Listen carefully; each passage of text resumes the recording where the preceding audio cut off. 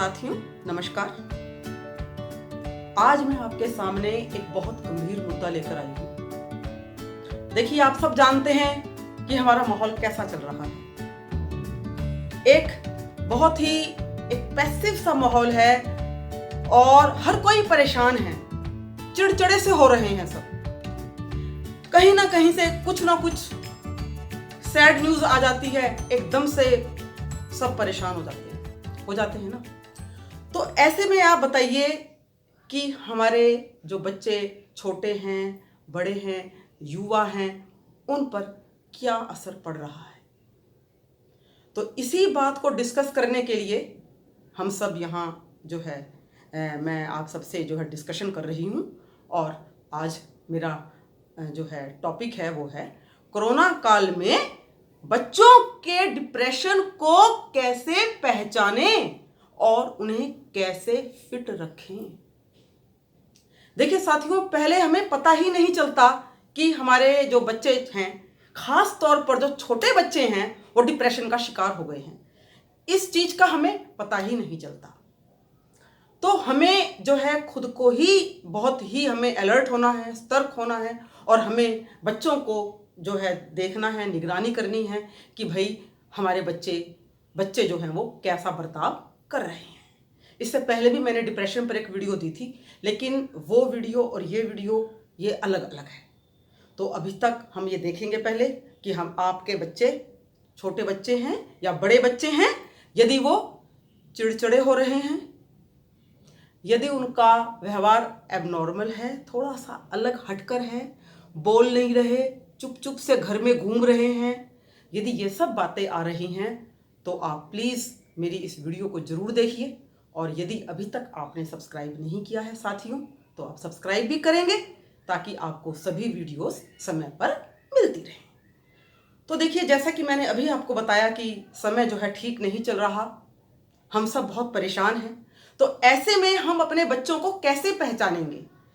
तो चिड़चिड़ाहट पर मैंने आपको पहले ही बता दी, बच्चे उदास रहते हैं, बोलते नहीं हैं, कुछ खाते नहीं हैं या खाएंगे तो बहुत ज़्यादा खाते हैं।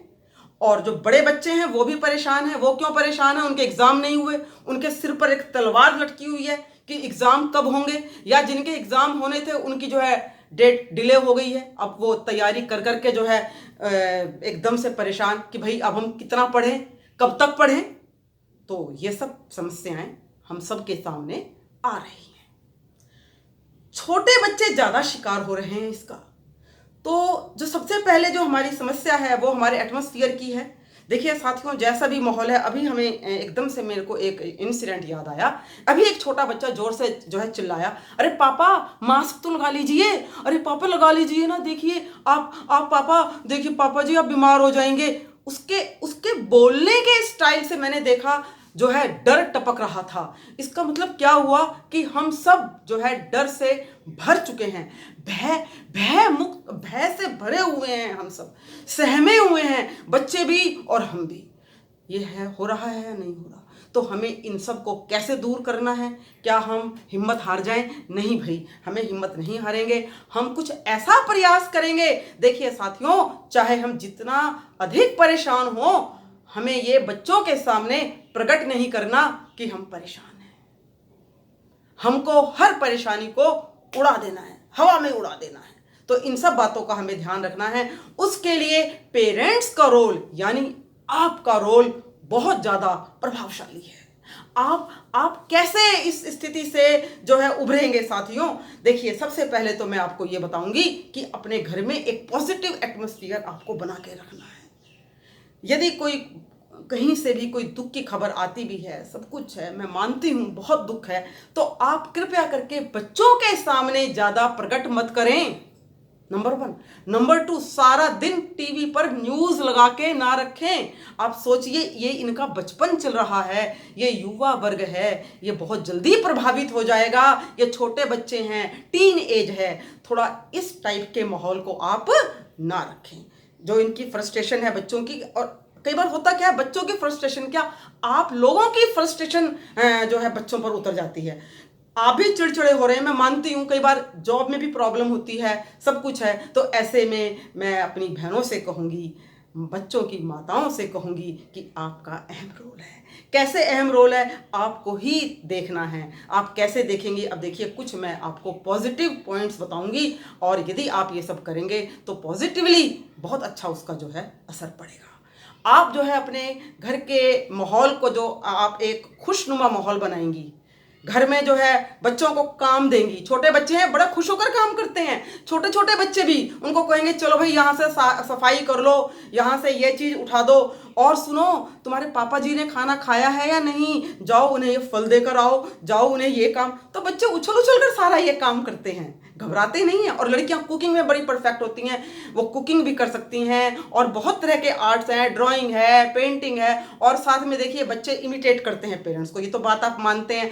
आप यदि सुबह उठकर योगा कर रहे हैं, जॉगिंग कर रहे हैं, मैं 1% ये भी आपको कह रही हूँ, मान लो यदि आपका घर सिर्फ एक कमरे का है, मैं ये नहीं कह रही कि आप फ्लैट में हैं, आपका यदि घर सिर्फ एक कमरे का है, तो ऐसे में क्या करेंगे, देखिए तो वहां जॉगिंग तो आप कर ही सकते हैं ना, कर सकते हैं कि नहीं। और यदि आप आलोम विलोम करेंगे, सब करेंगे, तो बच्चे आपको देखकर जरूर उसकी कॉपी करेंगे और वो भी करने की कोशिश करेंगे। और भी क्या कर सकते हैं, ये तो काम हो गया, बच्चों को आप जिम्मेवारी दीजिए, जिम्मेवारी देंगे तो बच्चे जो है अलर्ट बनेंगे आपके। और उनको जो है यदि आप कहानियां नहीं आपको आती, मान लो वैसे यदि आपको कहानियां आती हैं तो बच्चों को कहानियां सुनाइए, उनको आप कल्पनाओं के लोक में ले जाइए, परियों के संसार में। बाहर तो आप जा ही नहीं पा रहे, यदि बाहर जा रहे होते, बच्चे बाहर जा रहे होते तो ये समस्या ही ना आती। समस्या ये है कि जो उम्र बच्चों के बाहर जाकर खेलने की थी, वो अब सब बच्चे घर में दुब के बैठे हैं बेचारे परेशान। तो आप क्या करेंगे, उनको कहानियां सुना सुनाकर जो है उनको ये एहसास दिलवाएंगे कि भाई हाँ, हम एक अच्छे से संसार में आ गए हैं, एक मिथोलॉजिकल संसार में आ गए हैं, एक कल्पनाओं के सागर में हम आ गए हैं। और इस तरह से जो है बच्चों के साथ ये भी हो गया, आप गेम्स भी खेलेंगे, हाइड एंड सीक है, छुपम छिपाई है, आपस में घर में 3-4 बहन भाई होते हैं, नहीं है 2 हैं या 1 है, तो मिलकर चल भाई मैं छिप गया मुझे ढूंढ, लाइक दिस आप बच्चों के साथ खेल कर सकते हैं। ड्राइंग पेंटिंग तो मैंने आपको बताई दी इस तरह से, और कहानियां भी हैं, गीत भी हैं। रात को क्या करेंगे, शाम के टाइम थोड़ा ज़्यादा उदासी बच्चों को शाम के टाइम लगती है, क्योंकि उनको बाहर खेलने का टाइम होता है। तो उस समय आप क्या करेंगे, एक धीरे से म्यूजिक चला देंगे, भजन चला दो, बच्चों को सब बैठ के इकट्ठे प्रार्थना करो, देखिए कितना अच्छा लगेगा। तो ये जो छोटे बच्चे हैं, ये सब बातें मैं उनके लिए बता रही हूँ कि छोटे बच्चों के जो पेरेंट्स हैं वो ये काम कर सकते हैं। और यदि बड़े बच्चे हैं, बड़े बच्चों के लिए तो ये अच्छा, आपको ये भी पता है ऑनलाइन क्लासेस चल रही हैं। मैं मानती हूँ इतना ज़्यादा उसमें कई बार सक्सेसफुल नहीं हो पाते, बच्चे बोर हो जाते हैं उसमें भी, वो पढ़ पढ़कर ऑनलाइन क्लासेस, लेकिन क्या करें, इसके अलावा कोई विकल्प ही नहीं है। आप सब बच्चे ऑनलाइन क्लासेस में आइए, आप पेरेंट्स, ये तो आपकी जिम्मेवारी है, आप घर में बैठे हैं कि आपके पेरेंट्स, आपके बच्चे जो है क्लासेस अटेंड कर रहे हैं या नहीं। अक्सर क्या होता है, बच्चे जो है जी चुराने लगते हैं, तो आपको ये ध्यान रखना है कि आपके बच्चे ऑनलाइन क्लास अटेंड करें, चाहे मन भी ना हो। अरे कुछ तो उनका इंटरेक्शन होगा कि नहीं होगा बाहर के संसार से, अपने दोस्तों से भी वो बातें करते हैं, सब कुछ करते हैं, मोबाइल पर सारा दिन लगे रहते हैं। यदि वो इस तरह का इंटरेक्शन करेंगे तो ये बहुत ही एक सफल प्रयास होगा।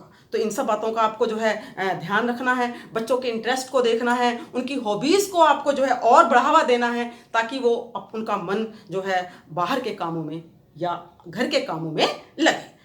तो इन सब बातों का आपको जो है ध्यान रखना है। और इसके अलावा यदि कुछ और भी समस्या आ रही है तो टीचर्स से कंसल्ट करें। टीचर्स का भी बहुत योगदान है, वो भी बच्चों के टच में रहें। मैं ये नहीं कह रही कि आपका ही है, टीचर्स का भी रोल है, टीचर्स भी जो है बच्चों के साथ रहें। तो इस तरह से हम सबको मिलकर इन परिस्थितियों का सामना करना है, अपने बच्चों को चेक करते रहना है कि उसे कहीं दिक्कत तो नहीं है। साथियों, ये कोई ऐसी प्रॉब्लम नहीं है जिस पर हम विजय न प्राप्त कर सकें। तो आइए मेरे साथ, हम सब मिलकर अपने बच्चों का ध्यान रखेंगे। Thank you.